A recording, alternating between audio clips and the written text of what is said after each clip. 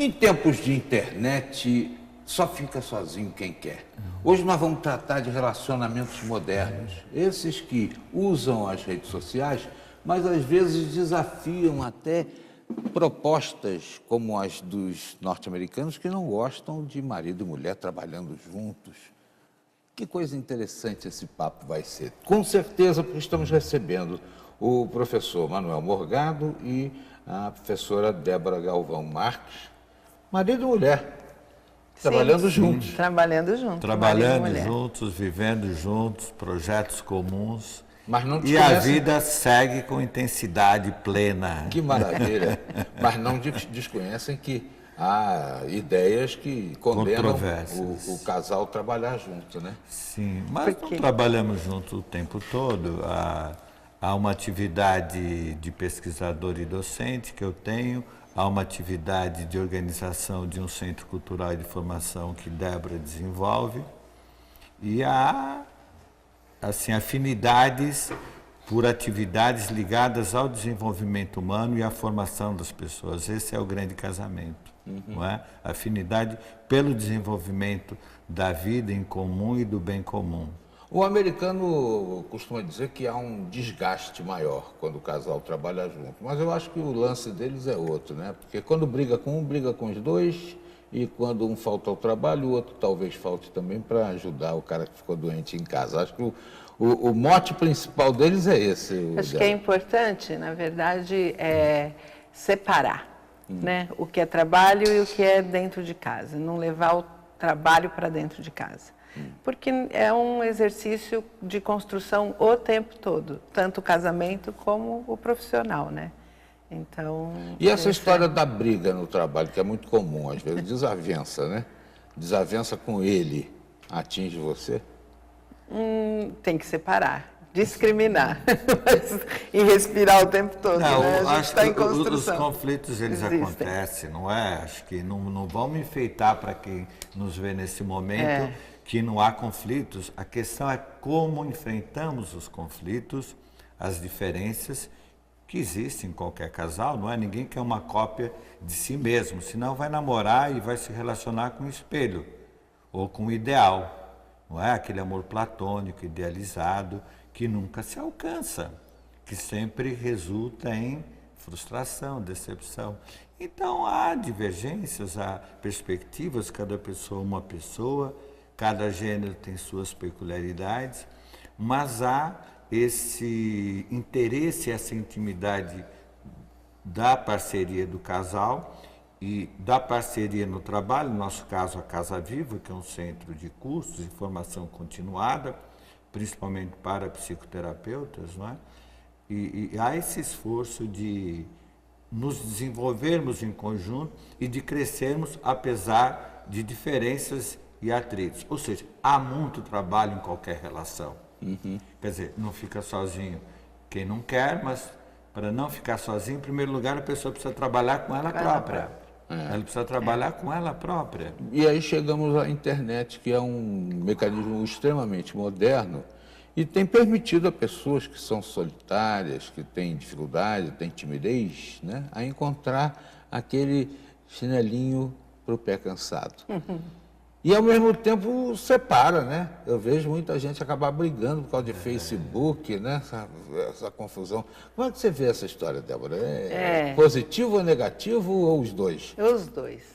Eu acho que tem esse momento da aproximação, né? Que o Face e a internet propicia, porque se já é uma pessoa que tem uma timidez, é muito propiciante buscar pelo Face, né? Então tem uma aproximação mais fácil. Mas sustentar e manter a relação, aí é construção no presencial. Aí não tem como. Aí é vivência. Eu tenho um amigo que tem uma dificuldade grande por situações pretéritas ao casamento. A esposa descobriu, né, um acervo fantástico que ele tinha antes de casar, e aí traçou uma memória negativa, o Manuel. Eu acho que as inseguranças podem acontecer em qualquer relação, seja com os meios digitais, com os meios mais contemporâneos, ou seja, com os meios passados. Quer dizer, mudou o local de encontro, mudou a praça, mudou a rua, mudou a avenida em que as pessoas transitam e se encontram, não é? Agora, o virtual, que é o imaginário, que é a suposição de quem seja a outra pessoa, esse exercício tão humano e tão forte de adivinhar ou de avaliar aquilo que não se conhece, conhecer o desconhecido, essa pressa em conhecer o desconhecido. Então, o desafio de uma relação consistente é avançar no sentido de substituir a ignorância, que é ignorar, que é não conhecer, que torna as relações ignorantes, no sentido comum do termo, irritadiças, frustrantes, é substituir esse ignorar e desconhecer pela maravilha que é a possibilidade de conhecer, de dar a luz ao outro. Bom, isso agora, leva tempo. Débora, a gente falou aqui em várias situações que a internet, o Facebook, fez separar. Mas existem situações em que esses mecanismos unem as pessoas. Eu vou lhe pedir para a gente aprofundar o tema na volta da entrevista. Esse casal que trabalha unido, permanece unido, vai nos falar também sobre momentos decisivos aí para manter essa união, né? Eles têm essa experiência. Nós voltamos já aqui.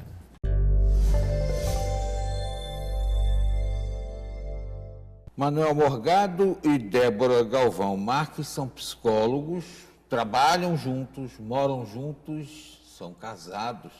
E hoje nós estamos falando sobre a modernidade influenciando na vida dos casais.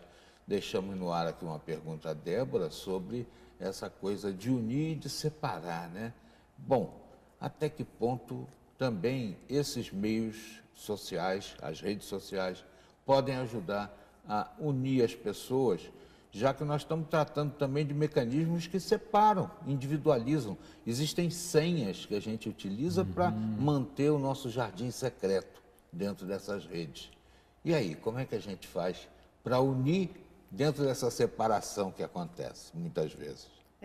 A senha, geralmente, se a gente entra em contato com a nossa singularidade, vai buscar, né, nessas redes virtuais, o igual, e aí buscando também dentro do igual a singularidade do outro e se desenvolvendo, né? Porque o casal, para se tornar casal, eles têm que primeiro se encontrar e na sua individualidade, e aí ter um projeto conjunto, né?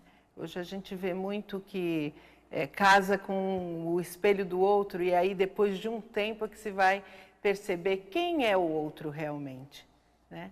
E aí é esse o lugar que a gente precisa trabalhar mesmo na sua própria individualidade, na do outro, incluir as diferenças de um e de outro, né, para poder ter projetos juntos, tanto na vida de união, de casal, tanto se trabalharem juntos em projetos em conjunto. Manuel é autor também, né? Tem vários livros publicados, mas quer falar sobre o que a Débora Em relação a isso, eu acho que eu gostaria de dizer o seguinte, quer dizer, a intimidade de um casal, à medida que ela avança, ela pressupõe uma transparência e uma verdade e uma honestidade cada vez mais aprofundada.